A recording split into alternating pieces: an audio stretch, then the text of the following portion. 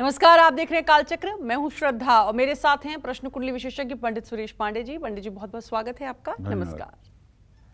भगवान शिव की पूजा से कैसे दूर होगा आपके घर का बड़े से बड़ा वास्तु दोष? जानने के लिए देखिए कालचक्र। तो शिव पूजा से कैसे बड़ा वास्तु दोष दूर हो सकता है, आइए जानते हैं पंडित जी से। बताइए पंडित जी, वास्तु दोष कैसे दूर होगा, शिव जी को कैसे प्रसन्न करें?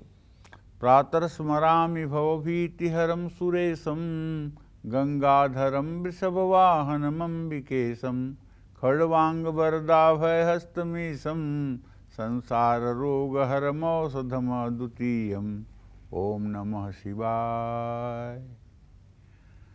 सकल अमंगल मेटन हारी भाभी हुमेट सकहि त्रिपुरारी। रामचरितमानस की चौपाई कहती है कि चाहे जिस प्रकार का अमंगल हो, उसे त्रिपुरारी अर्थात भगवान शिव सामर्थ्यवान है उस दोष को दूर करने में। जिन घरों में वास्तु दोष हो, ईशान कोण में बाथरूम हो, अग्नि कोण में पानी का स्थान हो, नैऋत्य कोण बढ़ा हुआ हो, वायव्य कोण में निवास हो, पूर्व दिशा में ईशान कोण में सीढ़ियाँ हों, ये सब वास्तुदोष अगर किसी के घर में है और सुख शांति नहीं है, निरंतर पतन होता चला जा रहा है, तो ऐसे लोगों को चाहिए कि अपने घर में एक पारे का शिवलिंग स्थापित करें और शिवलिंग पर अभिषेक करने के लिए जलहरी घर ले आएँ। जलहरी माने एक तांबे का लोटा बड़ा ले लीजिए और उसमें इतना बारीक छेद करिए कि बूंद बूंद करके जल गिरे, और उसको एक तिपाया स्टैंड बनवा करके शिवलिंग के ऊपर बड़ी सी थाल में स्थापित कर दीजिए और हर समय जल की धारा चलने दीजिए। ये जलधारा ही आपके घर के सारे वास्तु दोष का शमन कर देगी। उससे ओम नमः शिवाय मंत्र का जप करते हुए पूरे घर में उस जल को आप छिड़क सकते हैं। ऐसा करने से घर की नकारात्मक शक्तियां दूर हो जाएंगी, काम में रुकावटें आती हैं, कलेश बहुत होता है, रोग परेशान कर रहा है, तो अपने घर की उत्तर पूर्व दिशा में या फिर ब्रह्मस्थान में, ब्रह्मस्थान उसे कहते हैं जो घर का एकदम मध्य केंद्र बिंदु होता है, ये ध्यान रखिएगा, ऐसे जगह पर रुद्राभिषेक जरूर कराएं। घर परिवार पर भगवान शिव की कृपा रहे, माँ लक्ष्मी का स्थायी वास हो जाए, इसके लिए अपने घर की पूर्व या उत्तर पश्चिम दिशा में बेल का पेड़ अगर लगा सकते हैं तो लगा दीजिए। उसमें नियमित जल चढ़ाइए। बेल के पेड़ के नीचे सुबह शाम घी का दिया जलाइए। घर में वास्तु दोष के कारण भय कष्ट अगर रहता है तो संकट से बचने के लिए अपने घर की उत्तर पूर्व दिशा में बैठकर तुलसीदास द्वारा रचित श्री रुद्राष्टकम का पाठ करिए।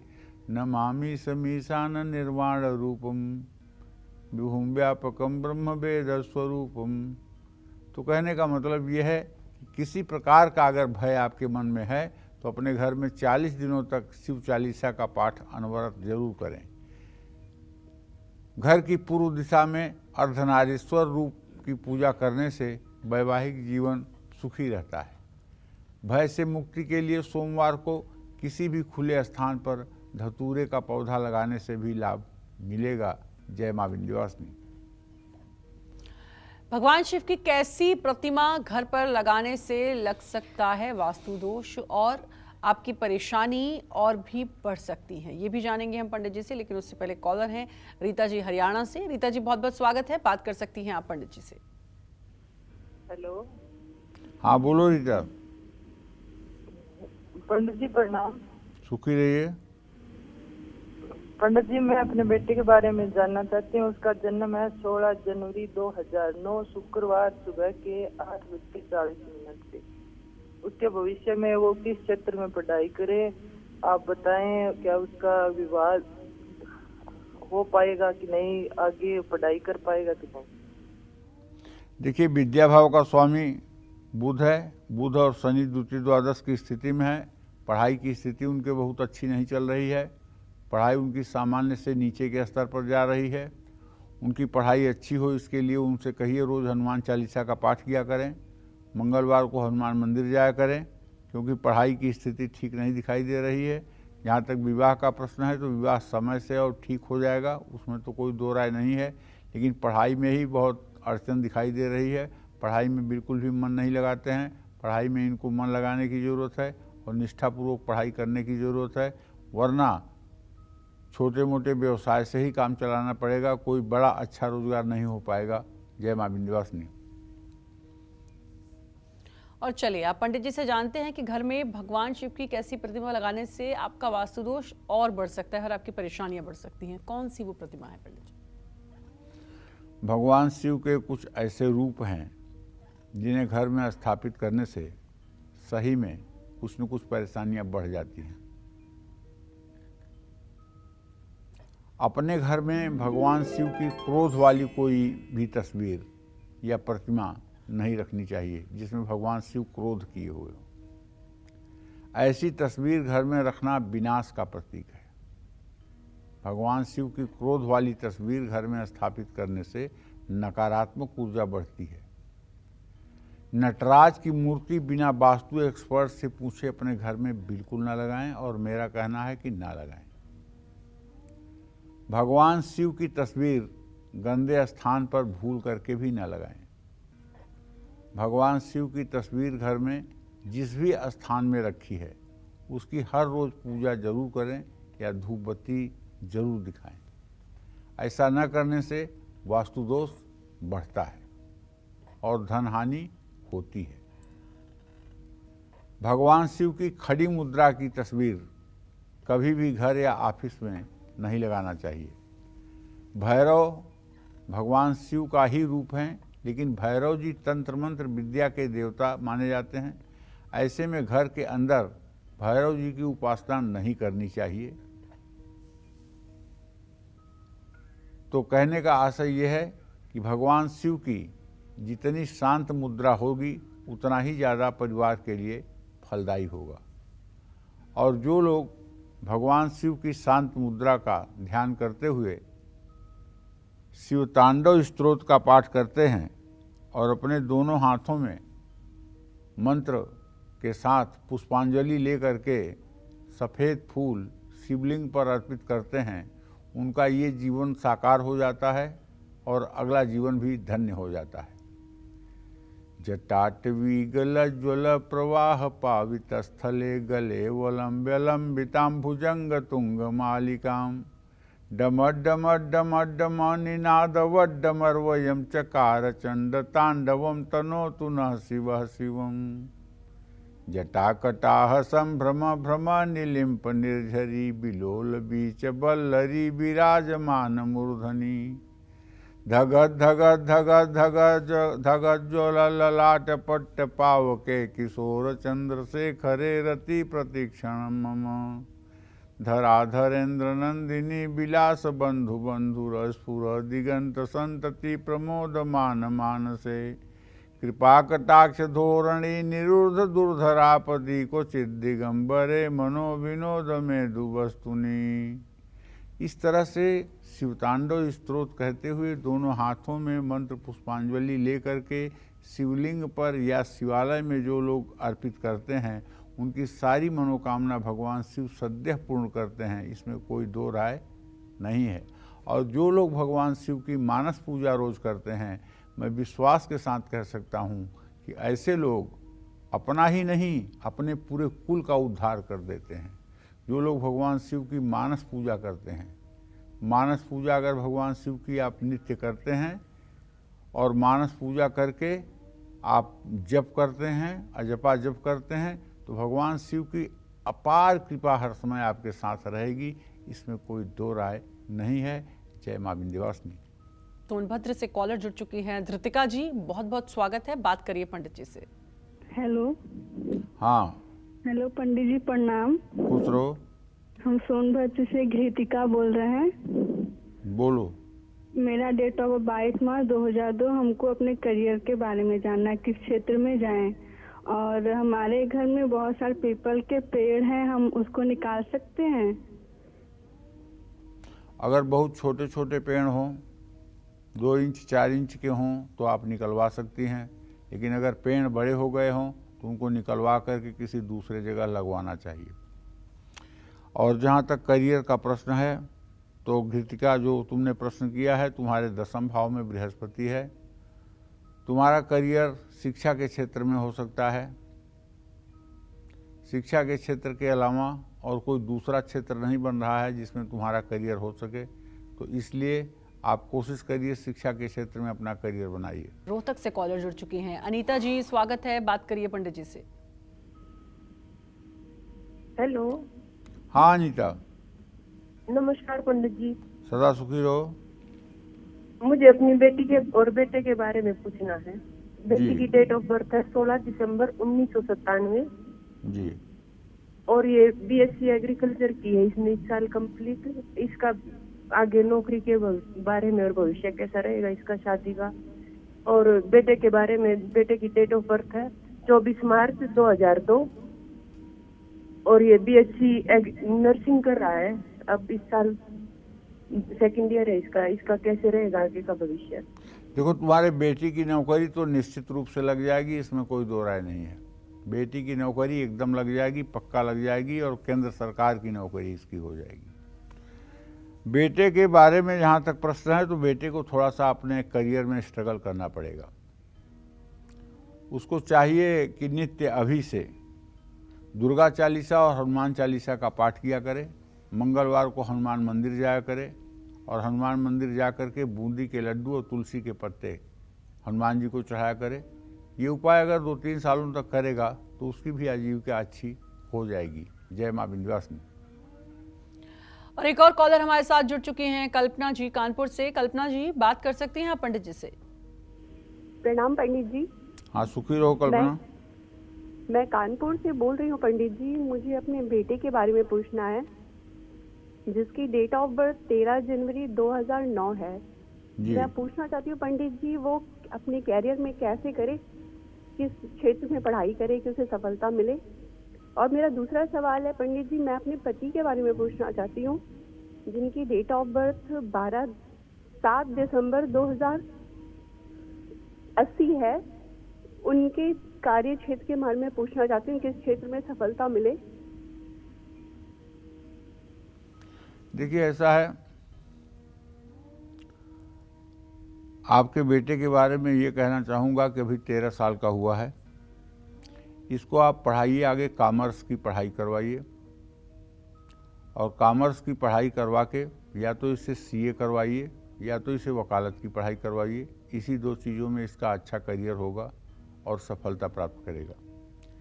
जहाँ तक आपने अपने पति के बारे में पूछा है, तो इस विषय में मैं ये कहना चाहूँगा कि बृहस्पति मीन राशि में है। सामान्य जिंदगी ये जी रहे हैं, न तो बहुत उत्थान इनकी ज़िंदगी में है, न तो कोई पतन है। सामान्य ज़िंदगी जी रहे हैं, सामान्य रूप से अपनी ज़रूरतों को पूरा कर रहे हैं।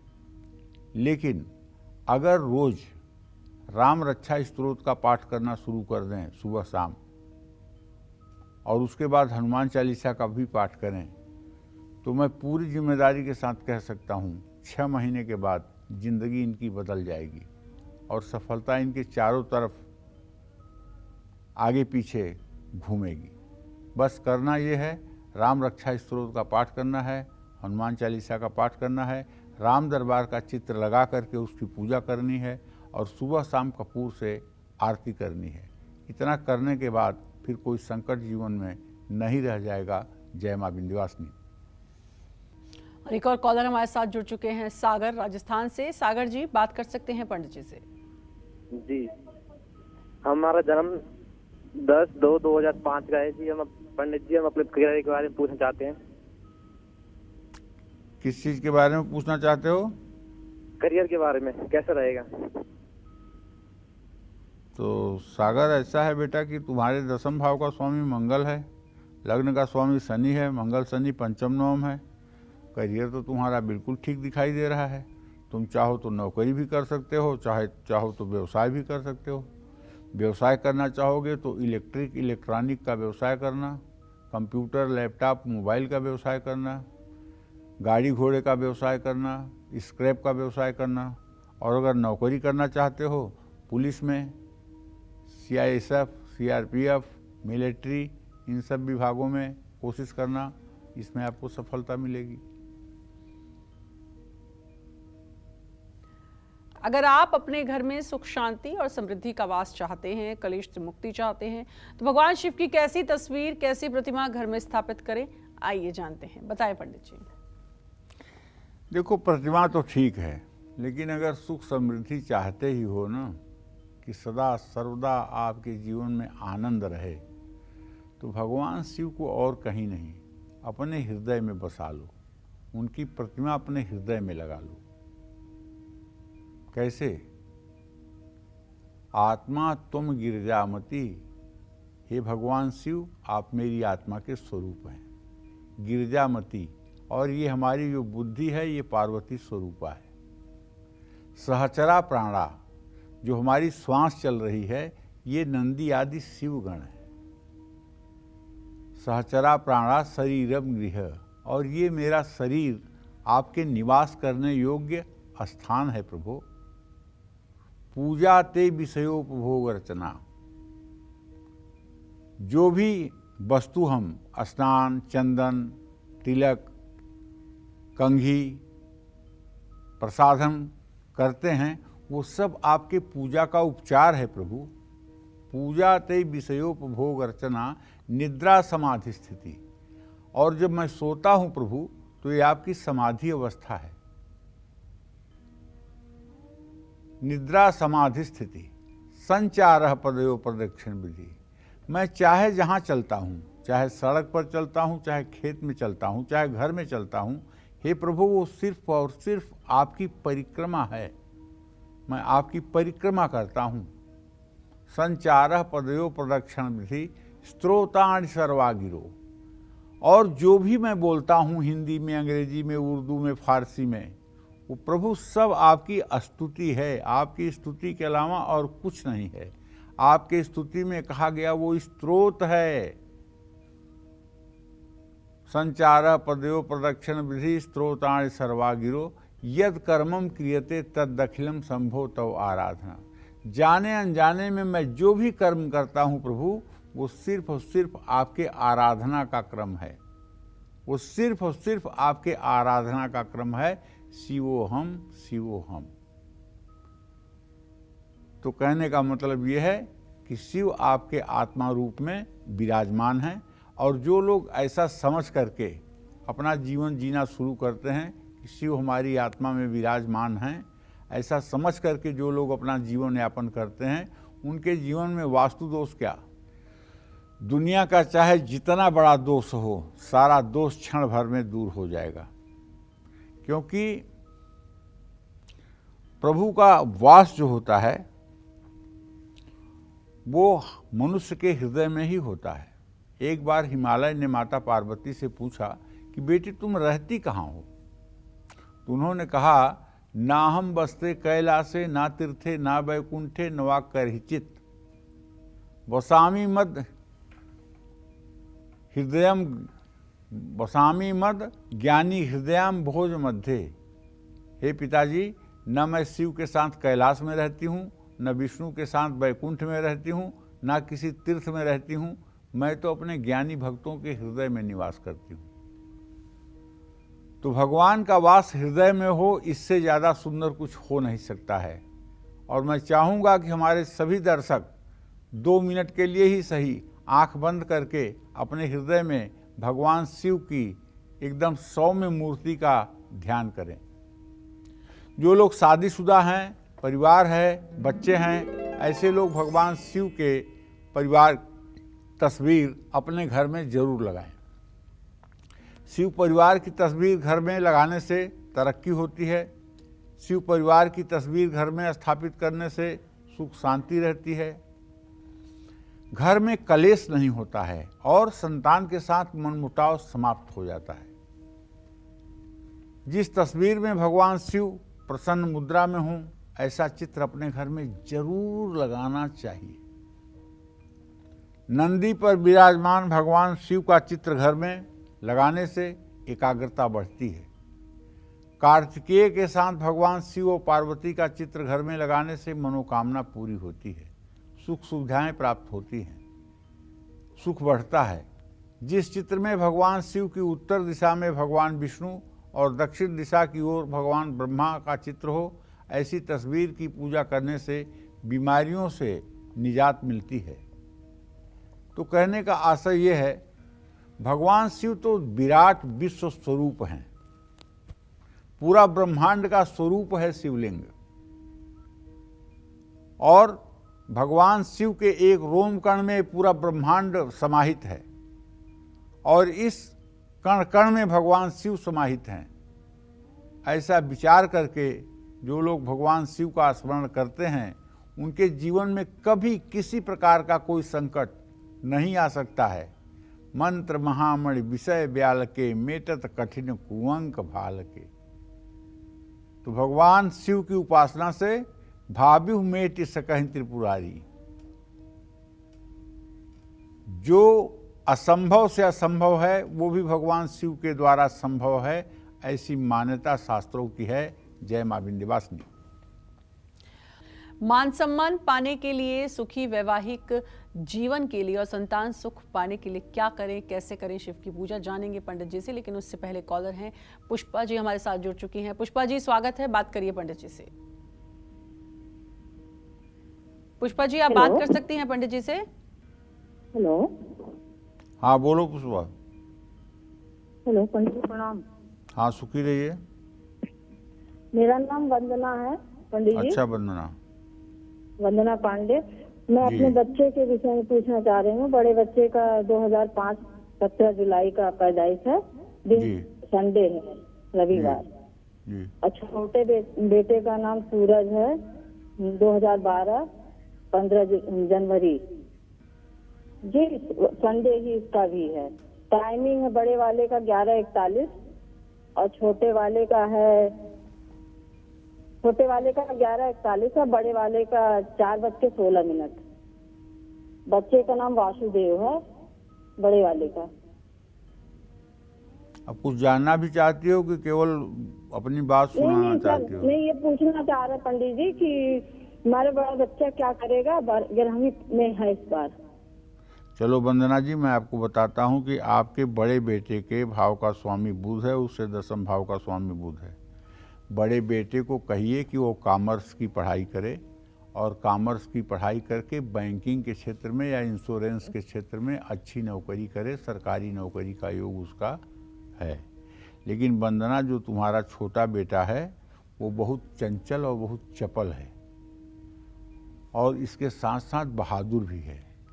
तो उसको आपको चाहिए कि अभी से उसके स्वास्थ्य पर ध्यान दीजिए, उसके खान पान पर ध्यान दीजिए, उसे मिलिट्री में, सेना में, सीआरपीएफ में जाने के लिए तैयार करिए। इसमें उसको बहुत आसानी से बिना किसी सोर्स सिफारिश के नौकरी मिल जाएगी और अच्छा जीवन रहेगा। जय मां विंध्यवासिनी। मान सम्मान पाने के लिए, सुखी वैवाहिक जीवन के लिए और संतान सुख पाने के लिए आपको घर में भगवान शिव की कैसी प्रतिमा किस दिशा में स्थापित करनी चाहिए, आइए जानते हैं। बताएं पंडित जी। जो व्यक्ति भगवान शिव और मां पार्वती की बैल पर बैठी हुई तस्वीर को घर में लगाते हैं और उनकी पूजा करते हैं, ऐसे लोगों को संतान सुख मिलता है। भगवान शिव के अर्धनारीश्वर स्वरूप की उपासना करने से वैवाहिक जीवन सुखी रहता है। नंदी और पार्वती जी के साथ सभी गणों से घिरे हुए भगवान शिव की उपासना करने से मान सम्मान की प्राप्ति होती है। दैत्य जालंधर का विनाश करते हुए सुदर्शन चक्र धारण किए हुए भगवान शिव के चित्र या प्रतिमा की उपासना करने से विरोधियों से रक्षा होती है। जटा में गंगा और सिर पर चंद्रमा धारण किए हुए बाएं ओर मां पार्वती और दाहिनी ओर कार्तिकेय गणेश के साथ भगवान शिव की प्रतिमा की उपासना करने से परिवार में कलेश कम होता है, सुख शांति बढ़ती है। ध्यान की स्थिति में बैठे हुए, शरीर पर भस्म लगाए हुए भगवान शिव की मूर्ति की पूजा करने से सभी दोषों से मुक्ति मिलती है। भगवान शंकर की तस्वीर घर में उत्तर दिशा में लगानी चाहिए। उत्तर दिशा को देवताओं की दिशा कहा जाता है और उत्तर पूर्व की दिशा जो है भगवान शिव की ही दिशा है। भगवान शिव का नाम ईशान भी है और उस दिशा का भी नाम ईशान है। सिर्फ भगवान शिव के ही नाते उस दिशा का नाम ईशान कोण है, क्योंकि वो भगवान शिव की ही दिशा है। इसलिए भगवान शिव की जो भी तस्वीर स्थापित करें वो पूर्व उत्तर के कोने में ही स्थापित करें। इस बात का पूरी तरह से ध्यान रखना चाहिए। जय मां विंध्यवासिनी। घर से आर्थिक तंगी और वास्तुदोष दूर करने के लिए शिव पूजा से जुड़े कौन से नियम हैं जो आपको जरूर फॉलो करना चाहिए? आइए जानते हैं, बताइए पंडित जी वो नियम। देखिए, आपके घर में शिवलिंग है तो उसे हमेशा रेशमी कपड़े के ऊपर ही स्थापित करें। शिवलिंग को बिना की स्टैंड पर या बिना किसी कपड़े के ऊपर रखने से वास्तु दोष लगता है। ऐसा करने से घर में आर्थिक तंगी भी आती है। जो लोग घर में शिवलिंग स्थापित करना चाहते हैं वो इसके साथ शिव परिवार की प्रतिमा भी स्थापित करें। शिव जी की पूजा में कभी भी तुलसी अर्पित न करें। तुलसी को भगवान विष्णु की पत्नी माना गया है। भगवान विष्णु के अवतारों के अलावा तुलसी किसी और देवता को अर्पित नहीं करनी चाहिए। घर में एक साथ 2 शिवलिंग स्थापित ना करें। कटे फटे बेलपत्र शिवलिंग पर अर्पित ना करें।